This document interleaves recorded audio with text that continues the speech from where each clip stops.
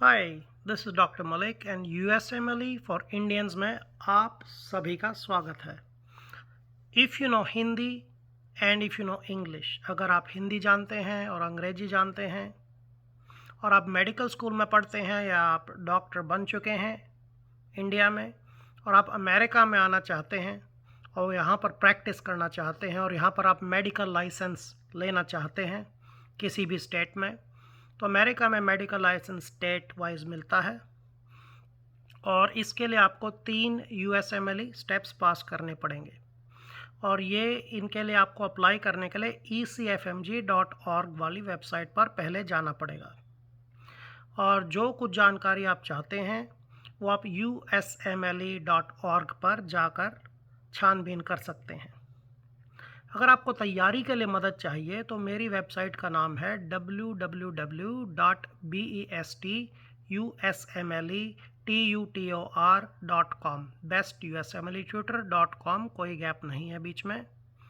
और मेरा नाम है डॉक्टर हरीश मलिक। मैं यहाँ पर पोर्टर टेक्सास में हूँ और बेस्ट यूएसएमएलई ट्यूटर के नाम से जाना जाता हूँ और मुझे 13 साल हो गए हैं यूएसएमएलई के छात्रों और छात्राओं की तैयारी करवाते हुए। सो इफ़ यू आर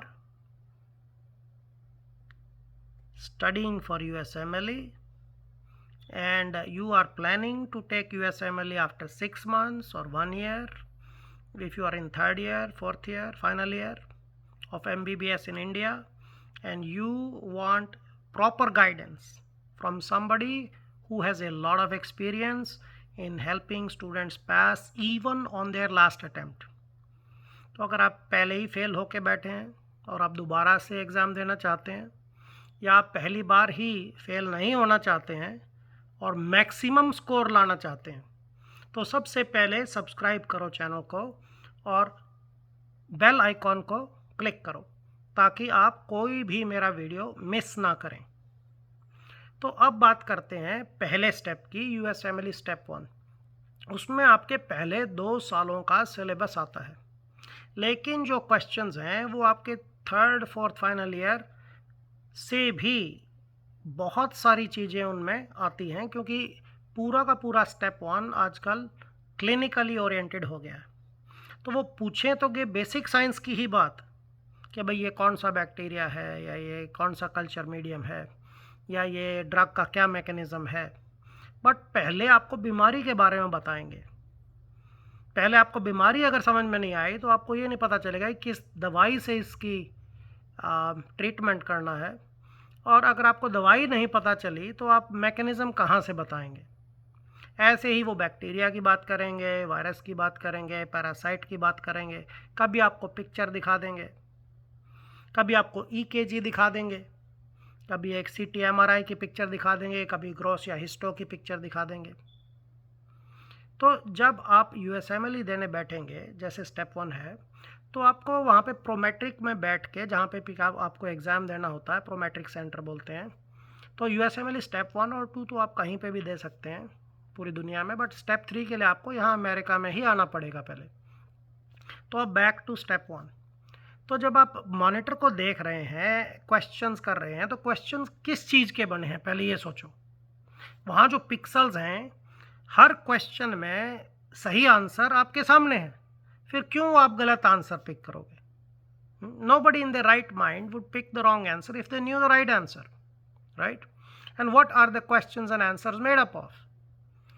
वो बने हैं शब्दों के, और शब्द बने हैं शब्दों के छोटे छोटे पार्ट्स के। तो ये जो वर्ड पार्ट्स हैं, ये मेडिसिन में सारे ग्रीक और लैटिन से लिए गए हैं। तो अगर आपको ग्रीक और लैटिन की समझ कम है तो आपका यूएसएमएलई में स्कोर अच्छा आना बड़ा मुश्किल हो जाएगा, बड़ी मुश्किल हो जाएगी आपको। एक एग्जांपल देता हूँ उदाहरण के तौर पे। जैसे वर्ड है डायबिटीज़, बहुत सारे डॉक्टरों को, हज़ारों को जिनमें मैं मिला हूँ, वो ही इक्का दुक्का ही होगा जिसको मालूम है कि डायबिटीज़ का मतलब क्या होता है। सारे ये डॉक्टर सोचते हैं कि डायबिटीज़ का मतलब है भाई शुगर की प्रॉब्लम हो गई है ना, या बट इंसुलिन की प्रॉब्लम हो गई है या एंटी डायरेटिक हार्मोन की प्रॉब्लम हो गई है। बट यहाँ पे सवाल ये है कि भाई डायबिटीज़ का वर्ड का मीनिंग क्या है। तो इसमें ना डाया और बेनिन दो शब्दों को जोड़ के डायबिटीज़ बना है। सो डाया के जो द डाया है वो डाई से आया है, डाई जैसे कि दो है ना, डाई और बाई दो होते हैं। तो दो के बीच में, right, going through, dia, like diagonal, like dialogue, शब्द जा रहे हैं मेरे मुंह से आपके कान में, दिमाग में, डायलॉग। जैसे कि डायाफाइसिस, यहाँ पे ग्रोथ प्लेट हैं, यहाँ पे ग्रोथ प्लेट है, तो ये बीच में क्या है जो it's passing through, that's dia, dia. जैसे आपको दस्त लग गए हैं, डायरिया हो गया है ना।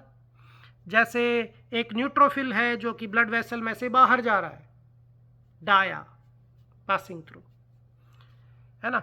जैसे डायग्नोसिस, भाई ये है कि इन दोनों के बीच में क्या है पता करना है ना, डायग्नोसिस। सो डाया। जैसे कि अब एक और शब्द देखो जो कि बड़ा ही मिसअंडरस्टूड है, मैंने देखा है, इलास्टिसिटी। मम्मी ने बोल दिया कि भाई ये इलास्टिक का, ये खींचता है ऐसे वापस आ जाता है, तो इसको इलास्टिक कहते हैं। लेकिन जब आप फिजिक्स पढ़ते थे 6ठी 7वीं में, 6th और 7th ग्रेड में, तो इलास्टिसिटी की जो डेफिनेशन फिजिक्स में थी, जो मेडिसिन में भी लागू होती है, वो इलास्टिसिटी की डेफिनेशन यंग्स मॉड्यूलस के ऊपर है।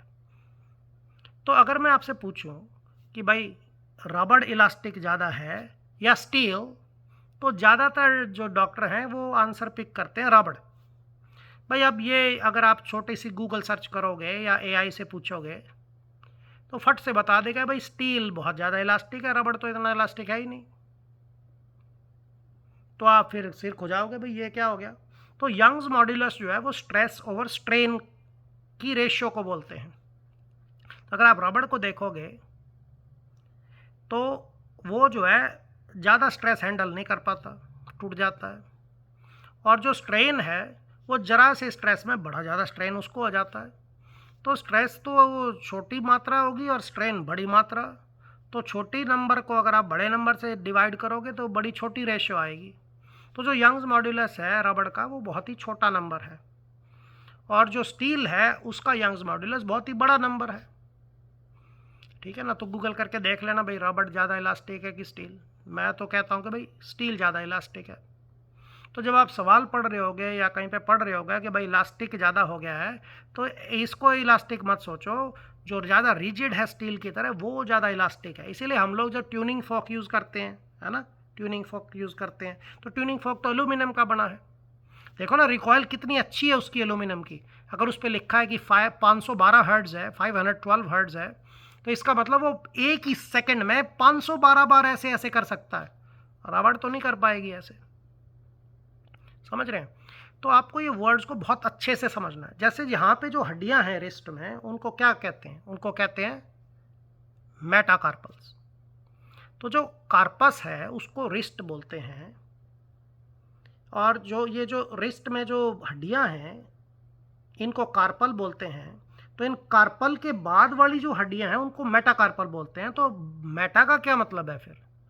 मेटा का मतलब है जो बाद में आए, आफ्टर, या जो बियॉन्ड हो, बियॉन्ड, इसके बाद। जैसे कि, और कई बार मेटा का मतलब ऐसा भी है कि पुटिंग टुगेदर एवरीथिंग। जैसे कि मेटा एनालिसिस में हम एनालिसिस करते हैं, एनालिसिस के बाद दो स्टडीज़ को एग्रीगेट डेटा देखते हैं मिला के।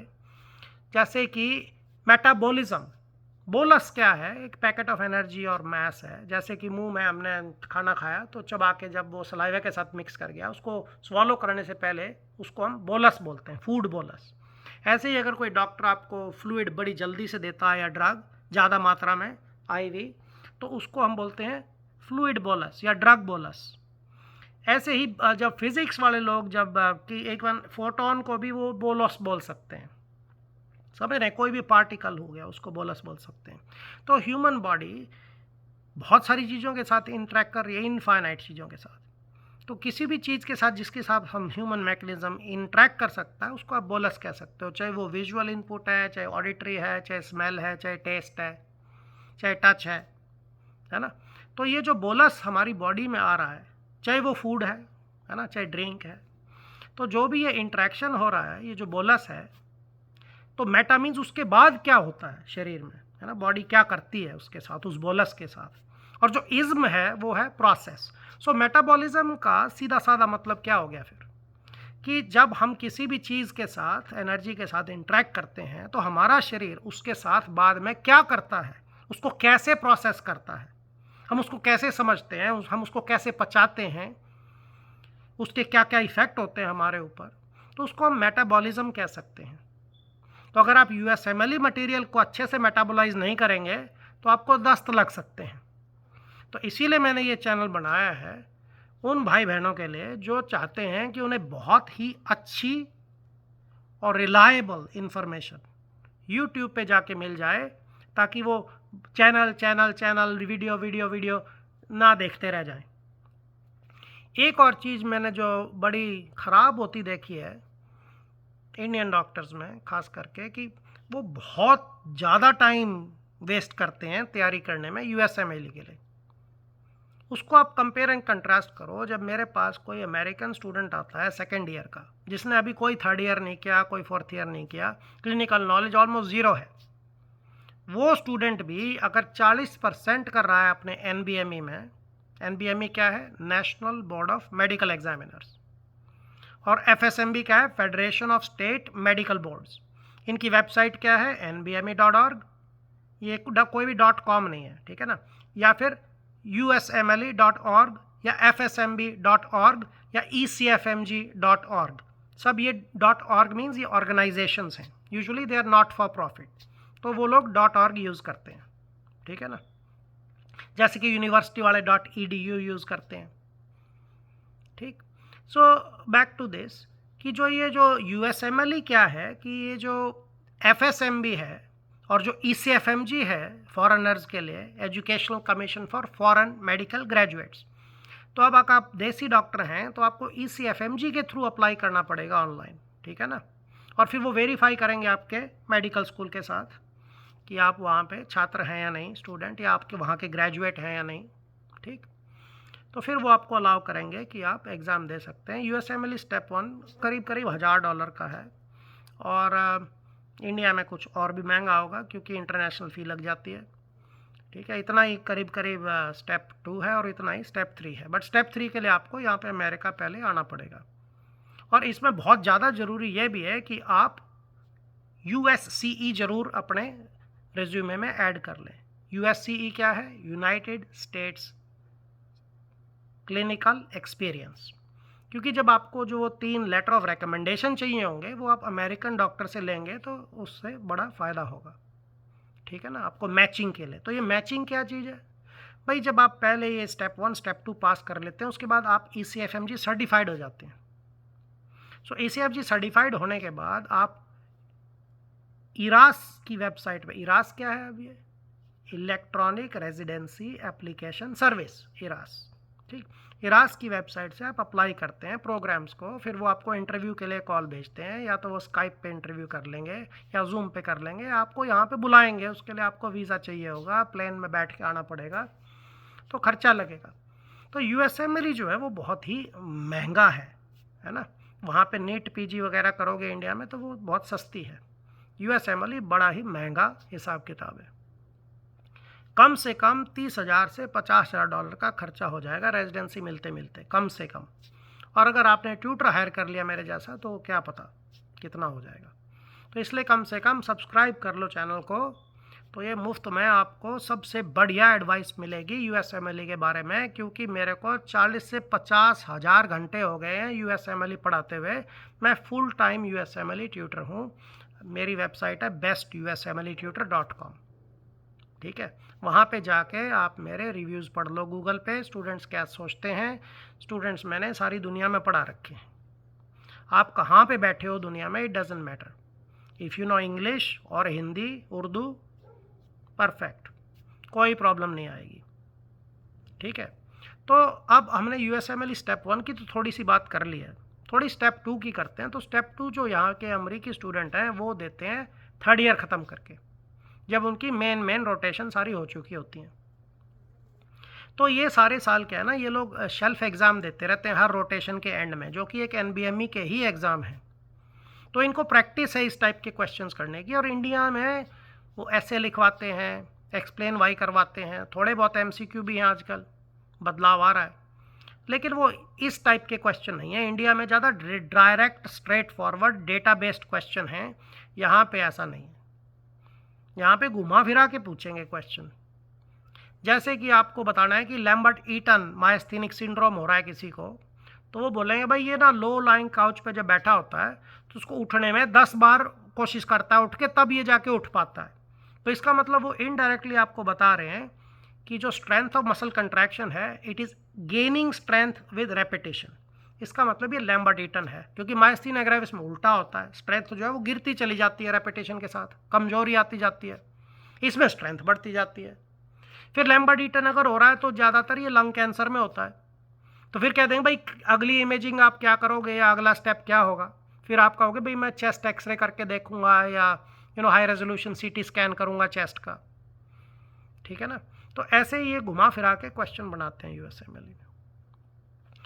तो अब जब हमने ये डायबिटीज़ की बात करने बैठे थे, मैं क्यों घुमा रहा हूँ आपको यहाँ वहाँ, ताकि आपका फोकस चेक कर सकूँ।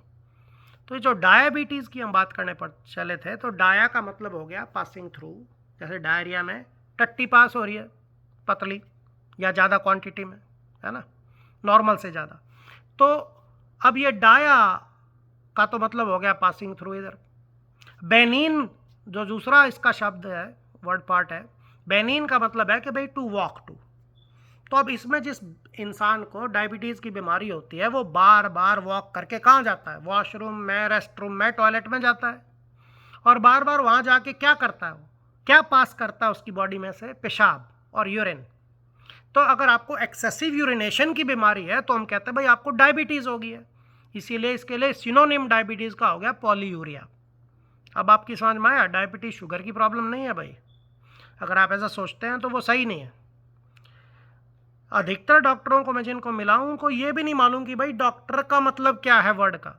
तो ना 600-700 साल पहले जो प्रीचर हुआ करते थे चर्च में, उन्हें हम डॉक्टर ऑफ द चर्च कहते थे, ठीक है ना। तो ये जो प्रीचर थे फिर ये धीरे धीरे टीचर बन गए, है ना। तो फिर ये जो भी कोई एक्सपर्ट हो गया किसी भी फील्ड में, चाहे वो एस्ट्रोफिजिक्स है या मैथमेटिक्स है या नर्सिंग है, वो भी उनको भी PhD की डिग्री मिलने लग गई और वो भी डॉक्टर बन गए। तो डॉक्टर का मतलब है जो कि एक्सपर्ट हो किसी फील्ड में, जो उसको पढ़ा सके। तो डॉक्टर का literal translation is like teacher और प्रीचर, नॉट अ हीलर। क्योंकि मैंने डॉक्टर पूछा था, मेडिकल डॉक्टर नहीं पूछा। फिर एक और मैं चीज़ मैंने देखी है कि बहुत सारे जो स्टूडेंट्स हैं वो मेडिसिन में क्यों जाते हैं, डॉक्टर क्यों बनते हैं, कि उनकी फिजिक्स और केमिस्ट्री और मैथमेटिक्स बड़ी ही कमज़ोर होती है।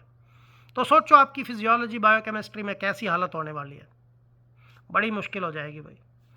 तो एक बार ऐसे सोचो आप, तो ये जो डॉक्टर लोग हैं अपने आप को फिजिशियन भी बोलते हैं, फिजिशियन। कभी सोचा है फिजिशियन, सियन, जैसे पीडियाट्रिशियन, ऑब्स्टेट्रिशियन। सो सियन जो ये सफिक्स है, सियन का मतलब है जो किसी चीज़ में स्पेशलाइज करे, एक्सपर्ट हो, सियन। सो अगर आप फिजिक्स सियन, सो जो वर्ड फिजिक, लाइक फिजिक, मेरी फिजिक इतनी अच्छी नहीं है but body physic, physical, like atoms, molecules, tissue, organs, organ systems, individuals, yeah, physical appearance, your house, buildings, universe, galaxies. So physical, right? Something that's tangible, something that can be touched and felt and seen, right? So जो physique की जिनको बहुत ज़्यादा जानकारी हुआ करती थी, उन लोगों को ये लोग फिजिशियन कहते थे, ताकि वो आपकी फिजिक की देखभाल कर सकें, ठीक है ना, आपको प्रॉपरली गाइड कर सकें, टीच कर सकें।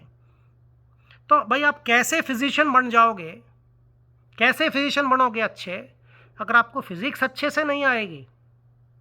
तो मेरी रेकमेंडेशन है भाई कम से कम छोटी मोटी फिजिक्स तो आनी चाहिए, ऊपर नीचे का तो ध्यान होना चाहिए।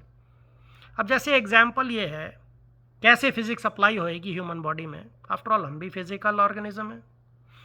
जो हमारा सिर है वो ऊपर को है, पाँव नीचे को है।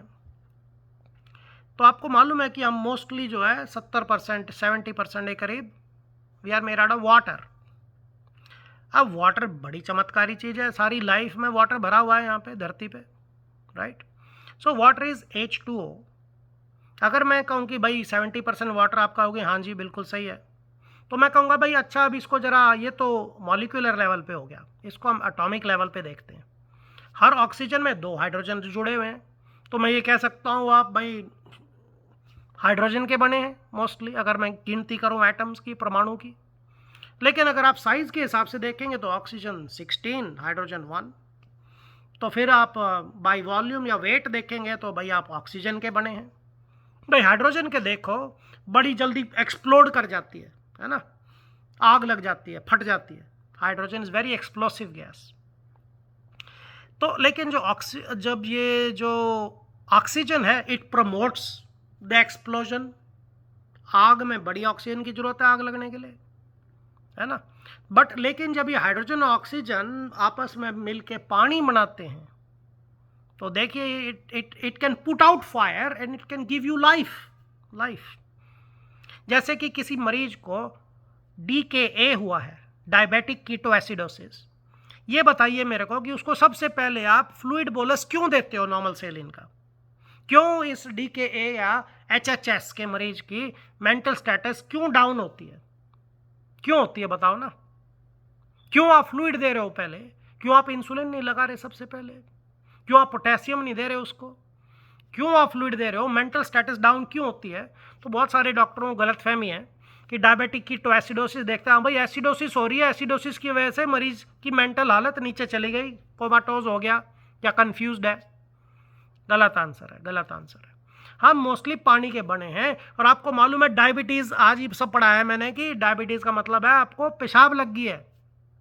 तो जब डायबिटिक कीटोएसिडोसिस हो रही है तो 5-6 लीटर की कमी हो जाती है अचानक से, एक ही 2 दिन में।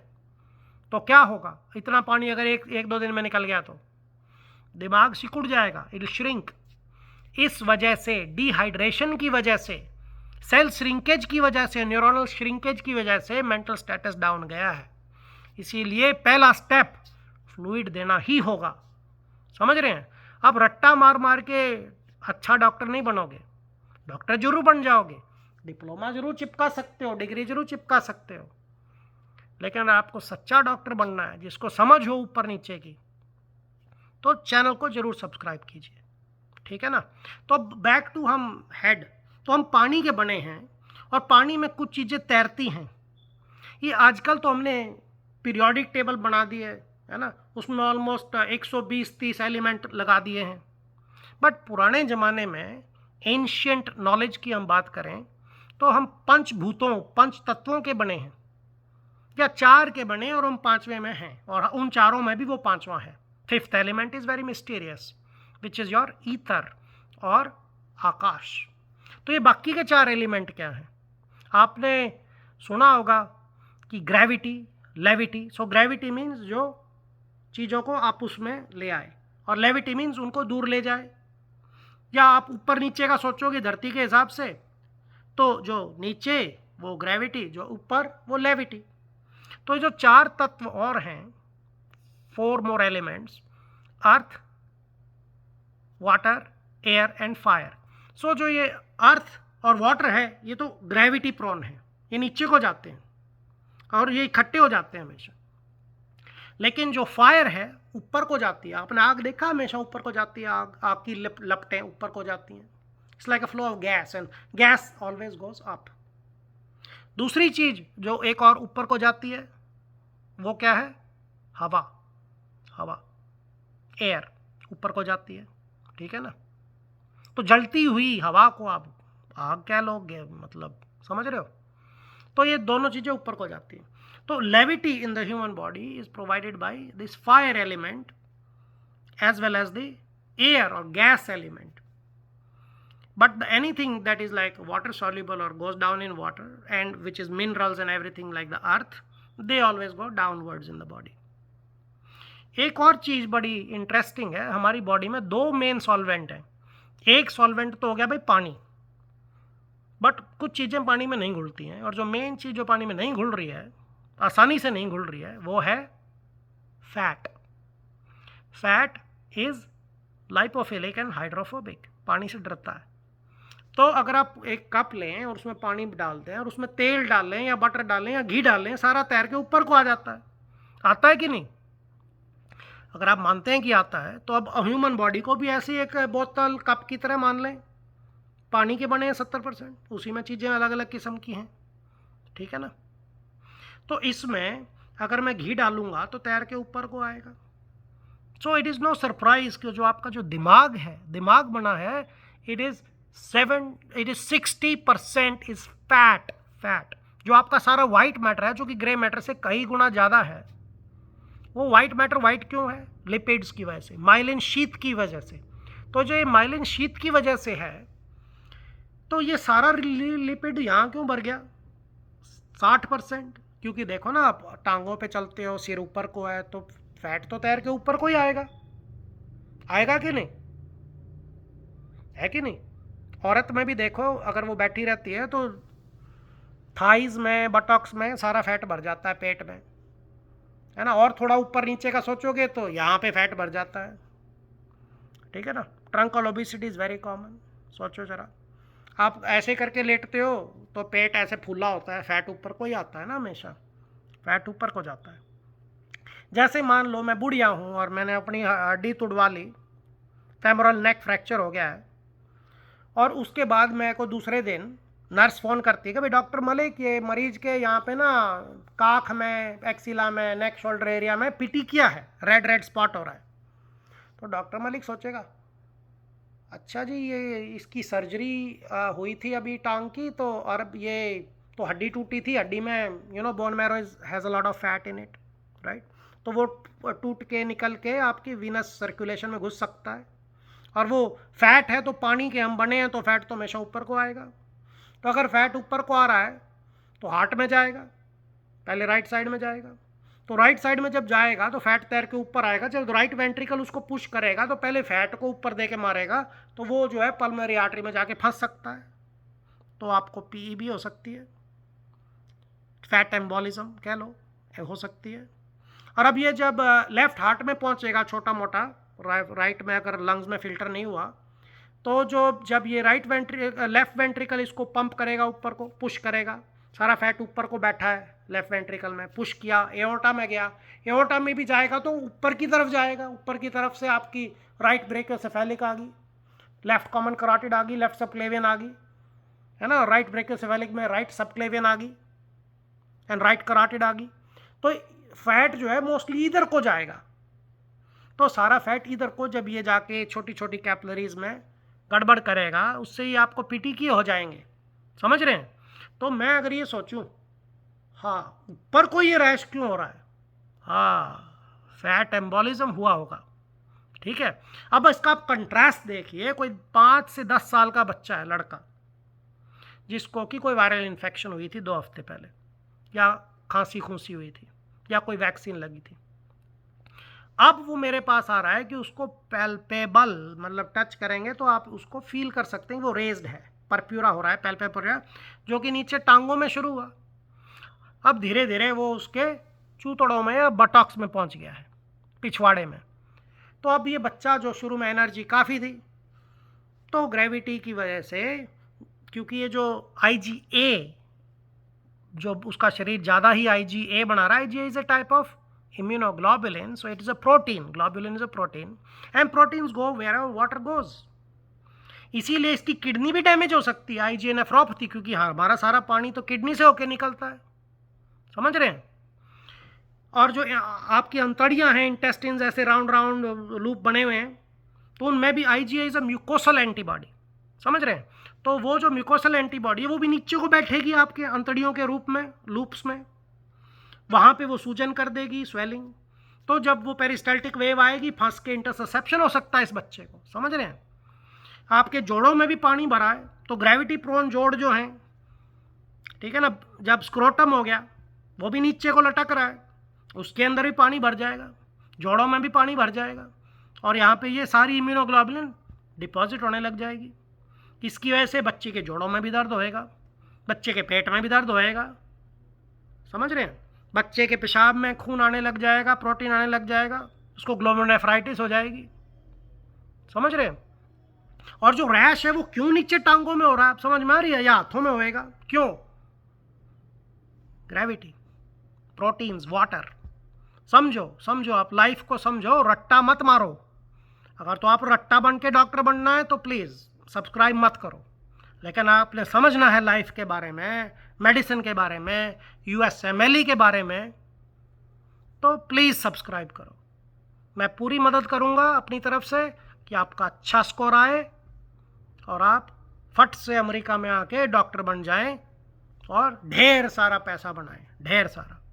तो कितना पैसा बनाते हैं डॉक्टर अमेरिका में, ये मैं आइडिया दे देता हूँ कि जब आप रेजिडेंसी करते हैं पहले दूसरे तीसरे साल में, 4-5 हज़ार डॉलर बढ़ती है हर साल income, but as a first year करीब 55 से 65 हज़ार के करीब बनाते हैं, डिपेंड आप कहाँ पे रह रहे हैं। ठीक है, महंगाई का भत्ता मिल जाता है एक्स्ट्रा अगर आप नॉर्थ ईस्ट में हैं या कैलिफोर्निया में। टेक्सास में होंगे तो कम मिलेगा क्योंकि यहाँ पे सस्ता है रहना। ठीक है, ऐसे ही तो 4-5 हज़ार और ऐड कर लो सेकेंड ईयर थर्ड ईयर में, फेलोशिप में और 2-4 हज़ार ऐड कर लो। ठीक है ना। तो लेकिन जब आप अटेंडिंग बन जाते हैं, तो अगर आप फैमिली मेडिसिन या इंटरनल मेडिसिन के अटेंडिंग बन रहे हैं तो लड़कियों को तो थोड़ा कम मिलेगा। ये सभी जगह है, मैं नहीं कर रहा हूँ, ऐसे ही है बस। ठीक है ना, इसके लिए आप लड़ाई लड़िए, इनकम बढ़वाइए, बहुत बढ़िया, मुझे कोई प्रॉब्लम नहीं है। तो लड़कियों को मिल रहा है 2.5 लाख के करीब, कभी कभी 280 मिल जाएगा। तो जहाँ पे ज़्यादा डॉक्टर हैं नॉर्थ ईस्ट में या वेस्ट कोस्ट में, वहाँ पे इनकम थोड़ी कम है। कम आबादी वाली जगहों में जाओगे वहाँ पे इनकम अच्छी है, या बॉर्डर पे चले जाओगे मैक्सिकन बॉर्डर पे, तनख्वाह और भी अच्छी है। तो ऐसे मान के चलो कि 2.5 से 3.5 लाख के करीब। अगर आपने फेलोशिप कर ली है तो GI में कर ली, रेडियोलॉजी में कर ली, ठीक है ना, OB-GYN में कर ली, तो इनमें पैसा अच्छा है। 4 लाख से 6 लाख आराम से बन जाएगा साल का। ठीक है, साइकाइट्री में भी आजकल 3-4 लाख बन रहा है।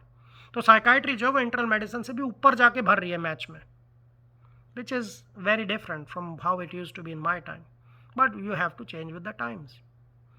तो अब ये जो वीडियो है ये बहुत लंबा हो गया है, तो सब्सक्राइब करो और अगले वीडियो की वेट करो। ठीक है ना, मैं हर हफ्ते एक वीडियो डालने की कोशिश करूँगा, प्रॉमिस नहीं करता हूँ, कोशिश ज़रूर करूँगा। ठीक है ना, तो सब्सक्राइब करो और इसको बार बार देखो, और अगर कोई सवाल हो तो कमेंट ज़रूर करो, मैं सारे कमेंट्स को आंसर करने की कोशिश करूँगा।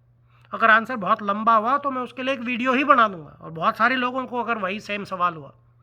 ठीक है, तो अगर आपको कोई USMLE से संबंधित सवाल हैं, तैयारी के बारे में, रिसोर्सेज के बारे में, सीक्वेंसिंग के बारे में, एप्लीकेशन के बारे में, खर्चे के बारे में, या और कोई भी सवाल हो, लाइफ के बारे में, ह्यूमन बॉडी मैकेनिक्स के बारे में, पैथोफिजियोलॉजी के बारे में, मेडिकेशंस के बारे में, ज़रूर पूछें। बट मैं प्रैक्टिस नहीं करता हूँ, मैं कोई मेडिकल ट्रीटमेंट यहाँ पे ऑफ़र नहीं कर रहा हूँ, तो प्लीज़ अपने डॉक्टर से वो सब बातें करें, मेरे से ना करें। ठीक है ना। तो अब मैं आपसे विदा चाहता हूँ, अलविदा करूँगा, बाय बाय करूँगा, सी यू लेटर करूँगा, and I will hang up.